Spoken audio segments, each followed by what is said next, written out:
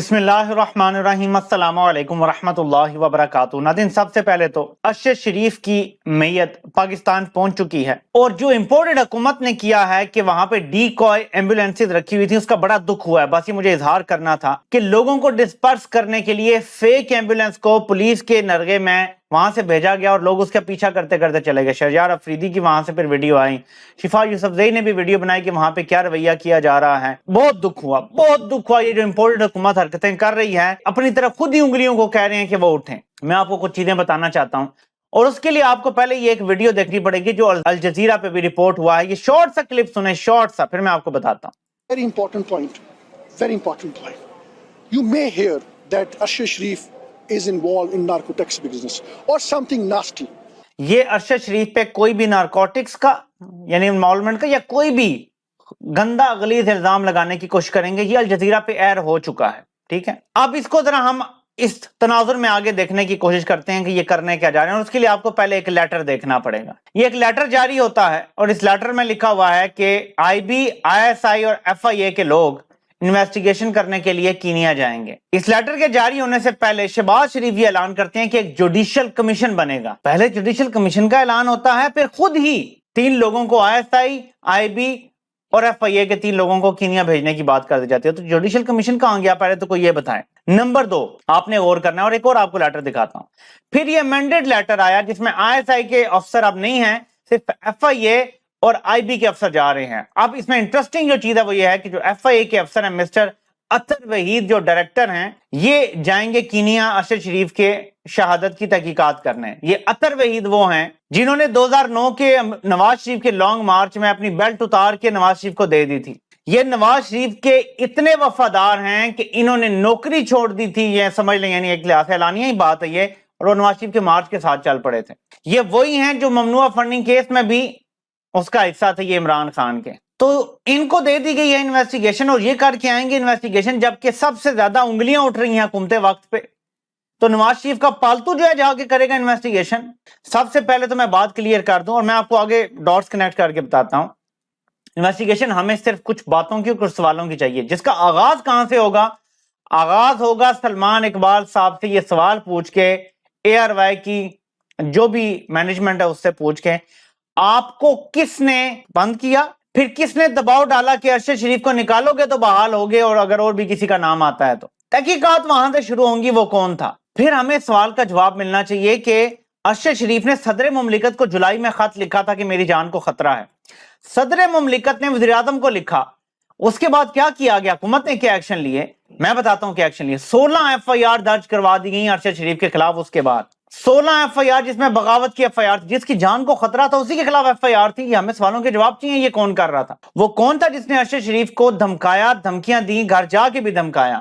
اب بتا دیں وہ کون ہے جس کو ایمبولینس سے مسئلہ تھا، ڈی کوائے ایمبولینس رکھ رہا تھا؟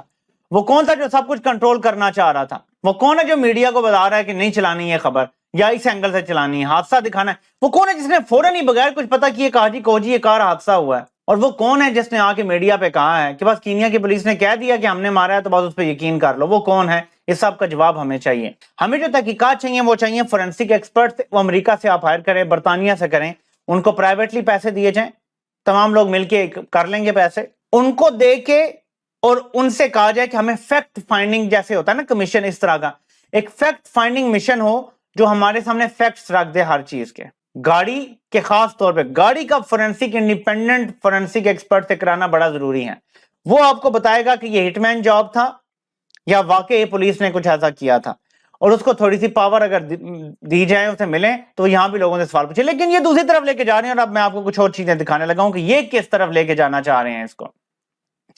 اس کے لیے آپ کو یہ خبر دیکھنی پڑے گی۔ یہ جو رانا ثناءاللہ نے ٹیم بنائی ہے جی، اس میں لکھا ہوا ہے کہ وفاقی حکومت نے سینئر صحافی ارشد شریف کے کینیا میں قتل سے متعلق حقائق جاننے کے لیے اعلیٰ سطحی 2 رکنی تحقیقاتی ٹیم تشکیل دے دی ہے۔ رانا ثناءاللہ کا کہنا ہے کہ تحقیقاتی ٹیم کینیا جائے گی، ٹیم کینیا پولیس اور دیگر ذرائع سے معلومات لے کر شواہد کا جائزہ لے گی اور آزادانہ رپورٹ مرتب کرے گی۔ میں نے آپ کو پہلے بتا دیا کہ نواز شریف کا نوکر جا رہا ہے تحقیقات کرنے، وہ کتنی سی آزادانہ تحقیقات کرے گا یہ آپ کو پتا ہونا چاہیے۔ وزیر داخلہ رانا ثناءاللہ نے کہا ہے کہ تحقیقاتی ٹیم ارشد شریف کیس میں پاکستان کے ایک نجی چینل سے منسلک شخصیات کے کینیا میں سونے کی سمگلنگ کے کاروبار سے متعلق قائم کمپنی کے کردار کا جائزہ لے گی، तहकीकाती टीम अरशद शरीफ की पाकिस्तान से दुबई और फिर दुबई से कीनिया रवानगी की मुकम्मल वजूहात और मुलाकात का जायजा लेगी। अब आगे सुने जरा शैतानी। राना सनाउल्लाह ने मजीद कहा कि एक सियासी शख्सियत के एतराफ के बाद तहकीकाती टीम अरशद शरीफ को पाकिस्तान से दुबई और फिर कीनिया जाने पर मजबूर करने के अवामिल का भी जायजा लेगी। आपको पता है कि इमरान खान ने यह बात की है कि मैंने अरशद शरीफ को कहा था कि तुम चले जाओ पाकिस्तान से।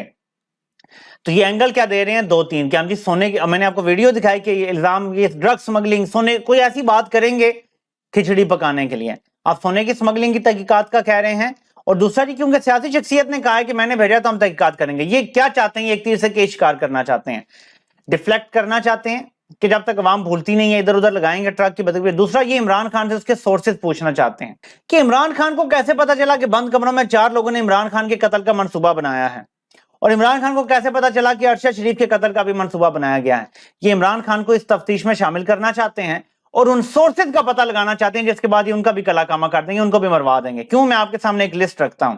जब से रजीम चेंज ऑपरेशन हुआ है, मैं आपके सामने चीज रखता हूं, कितने लोग अब तक मर चुके हैं। गुलजार अहमद, ये रमजान शुगर मिल केस में विटनेस था, स्लो पॉइजनिंग से इसको हुई, ठीक है। मुजम्मिल राजा, ये गवाह था, कैश का केस था, फेक अकाउंट्स का, रमजान शुगर मिल्स का, इसको भी सडन हार्ट अटैक हुआ, इसकी कोई भी दिल की बीमारी की हिस्ट्री नहीं थी।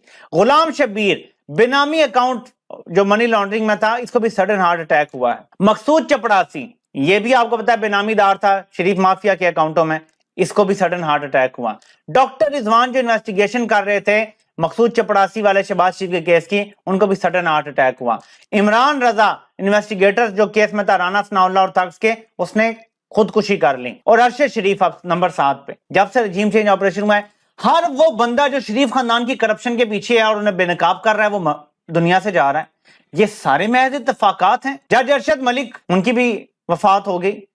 उन्होंने क्योंकि बयान दे दिया था कि मुझे इन्होंने बुलाया, ब्लैकमेल किया, मुझे पैसे की ऑफर की, वो भी दुनिया से चले गए। उससे पहले जो अयान अली का केस वाला इंस्पेक्टर था, उसके साथ ये जो भी करप्शन पे यहाँ हाथ डालता है या गवाह बनता है या तफ्तीश करता है या कोई साफी एक्सपोज करता है, वो दुनिया से जा रही है। महज इत्तफाकात हैं, ये इत्तफाक नहीं होते। मेरे पाकिस्तानियों, गौर करो इस पे।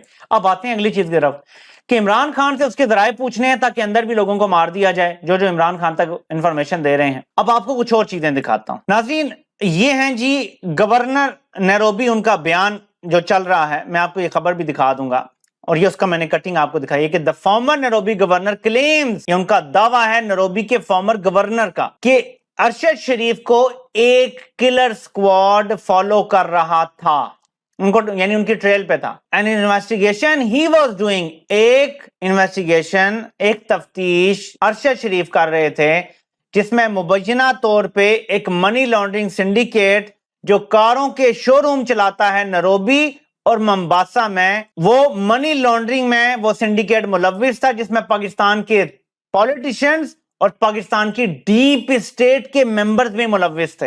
ये नैरोबी के फॉर्मर गवर्नर का दावा है कि एक किलर स्क्वाड अरशद शरीफ के पीछे लगा हुआ था, क्योंकि अरशद शरीफ इन्वेस्टिगेशन कर रहा था एक मनी लॉन्ड्रिंग के सिंडिकेट की, जो पॉलिटिशियन और डीप स्टेट भी उसमें इन्वॉल्व थे। ये दावा मेरा नहीं है, ये खबर लगी है नैरोबी के गवर्नर की। दुरुस्त है ये नहीं, इस पर तहकीकात हो जाए। ये जो कार है, ये आपको जो मेरे करीब नजर आ रही है कार, ये मर्सिडीज गाड़ी है। ये वो गाड़ी थी जिसके चोरी होने की बात की गई कि जी ये चोरी हुई है, और जो आगे है वो आपको V8 नजर आ रही है। आप मुझे बताएं, ये दोनों कारें एक जैसी हैं? इनमें कोई मुशाबियत है? कोई पागल भी कह सकता है कि ये एक जैसी कारें और पुलिस अंदाज़ फायरिंग शुरू कर देगी इस गाड़ी पे?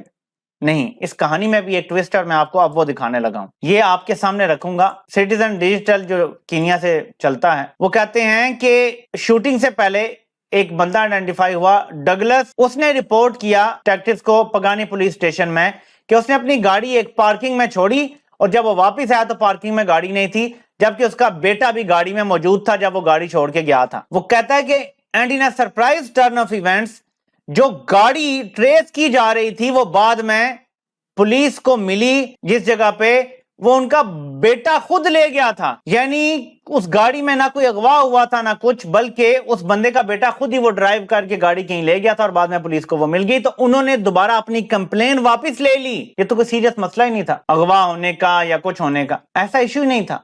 ये सब एक कहानी गढ़ी गई, इसको कनेक्ट करने की कोशिश की गई, तो ये बहुत कुछ तहकीकात होनी है। इसके लिए हमें इंटरनेशनल यूनाइटेड नेशन इन्वॉल्व होगा, तो कीनिया की पुलिस पे भी कोई प्रेशर पड़ेगा, करप्ट पुलिस पे।